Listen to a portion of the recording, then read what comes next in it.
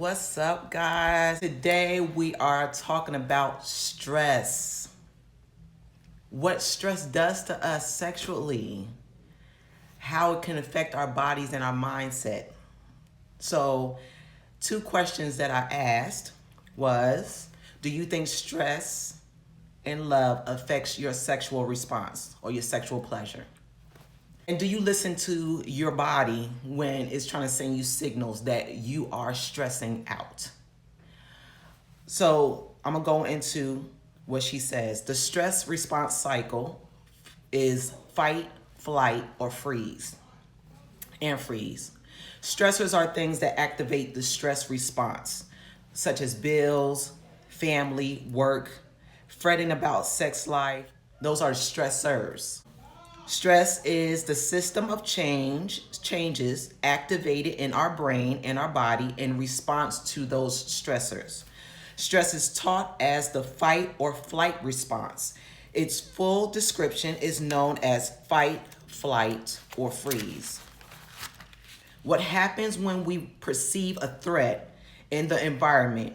We experience massive biochemical change, blood of adrenaline, our bloodstream just goes up, increased heart rate, our blood pressure goes up, suppressed immune system, dilation of our pupils, shifting of attention, and it causes us to not focus. This is how our bodies prepare for the action to come. The action I will perform depends on the perceived threat. And the perceived threat will be context dependent. For example, you come into contact with a lion, right? Our stress response cycle notices the lion and shouts. Your body shouts, I am at risk. What do I do? So your brain alarms you in less than a second that this is a threat and you are most likely to survive by trying to escape. There are two outcomes. If the lion comes after you, either you get killed by the lion or you can escape and live to tell the story. Now, if you die, that's the end of the story. You just can't do nothing about it. But if you live, you will feel relieved, grateful to be alive, and this completes the response cycle with your beginning mindset is, I am at risk. The middle is, you need to take action. Okay, what am I to do? Am I going to escape and survive? What's going to happen? And the end is, because you escaped, you can be safe. Another example is, what if it's a person that comes behind you with a knife? Your brain may decide that this is a threat.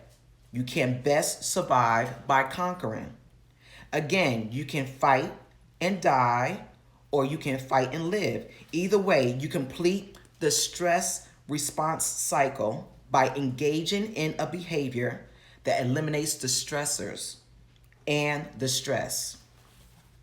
Fight and flight are both accelerator stresses. The systematic nervous system, the go, is the stress response. So fight tells us that something needs to be conquered. Flight determines if we need to escape from the stressor. When you are in a situation where you know you can't survive by escaping or conquering, this is your break stress response, also known as the nervous system that caused you to stop. This system is activated by the most extreme distress. Your body shuts down. You may experience tonic immobility, where you can't move or move sluggishly. Your body freezes, which is a stress response that facilitates a painless death. When we freeze, it interrupts the go response or fight and flight, leaving all the adrenaline medicated. When the freeze response is complete, your body releases the brake, completing the activation process triggered by fight and flight and purging the residue, completing the cycle called self-paced termination. The stress response cycle has a beginning, middle, and end. It is built into our nervous system and fully functional in the right context. Statistics show that more than a half of women report that stress, depression, and anxiety decreases the interest of sex. It also reduces sexual arousal and can interfere with orgasm.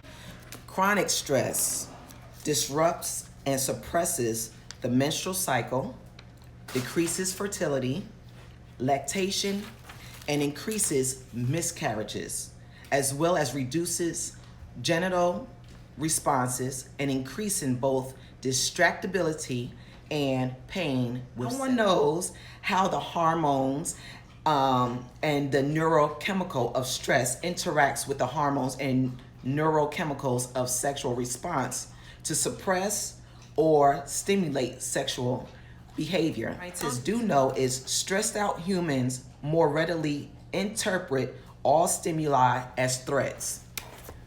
The brain can only handle a limited amount of information at a time. Stress causes our mind to overload, causing the brain to simplify what's going on and ignore other things. The brain prioritizes based on survival needs. Our priorities sort themselves based on context. So these are known stressors, right? Worry, anxiety, fear, terror, irritation, annoyance. Does your husband annoy you? Frustration, anger, rage, emotional numbness, shutdown, depression, or despair. None of these indicate that now is a good time to get laid. Stress is about survival, and for most people, stress slams on the brakes. And the brake, she compares our brakes to brakes in a car. And whenever you press on the brakes in the car, what happens? It stops the car. It don't go nowhere unless you lift your foot up, relieve the pressure so it can go a little bit. So in order to have pleasurable sex, we have to manage our stress. It says, so in order to have pleasurable sex, we have to manage our stress. How do we manage our stress? Hey, Renee. How you doing, boo? My rejection. Mm-hmm. Girl, been there. And it's not fun. Being frustrated. Not wanting sex. But the thing is, it's like, I wanted some when I was single, when we were dating, so why don't I want some now? The whole thing is your context has changed. Now you're married, now you got kids, you got things that's probably overwhelming you. You probably want to succeed to another level in life and you're not there. There's other stressors that's probably keeping you from wanting that. And we, like this book says, we need to figure out what's causing us to have that stress. What's that context that's keeping us from wanting pleasure, because your body deserves it. You deserve it, sis. Let's get out of our heads that it's only for our spouse, and it's not. Sex is for us too. I can't repeat that enough. And I had to make sure that I replayed it in my mind, because I deserve it too, okay? I'm not going to bed no more frustrated. My husband has, that's where communication comes in. My husband needs to know. I understand, you need to let him know, or let me say it like this. I needed to let my husband know. I understand where you're coming from, but I need you to show empathy to me. I said to my husband, what you're doing is putting stress on me, which is causing me to say, I don't want none.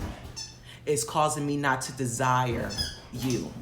And so what I need you to do is Do not have those expectations on me so I can be ready, to fulfill the need or to be pleasured. When I'm stressed, girl, I can be touched in the right places and it still don't do nothing. So just knowing that how stress impacts me, my husband needs to know that. He's not gonna understand it because his body don't go through that, but he can show empathy, okay? So continue to have that communication is so needed because he has to understand you right along with you understanding him. And there needs to be a balance. Like me and my husband made a plan, something that works for me, and it will help him out as well. I said, I know you want some a lot. This is what I can do to meet you halfway until I figure out how my body functions. Monday through Friday, don't get none. I work, I come home tired, I just want to relax, get my head together. On the weekend, it's all you, boo. I'm focusing on you. Let's do this. And that's how it's been for the past few months, and it's been working. Now my husband has to adjust. His mindset has to adjust because he was getting it, because my survival mode was, okay, I'm just gonna give it to you because you asking me and you getting on my nerves.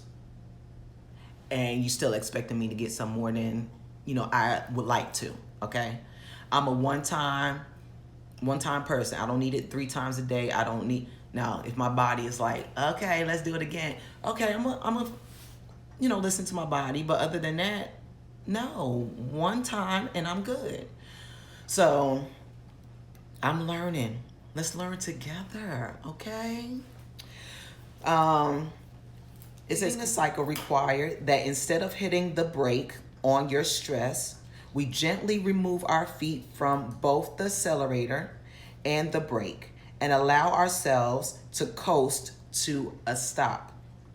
To do that, you create the right context and trust your body to do its thing. That you can come up with relieving your stress is you can run, you can walk, you can exercise, meditation. We can meditate. We can allow ourselves to cry.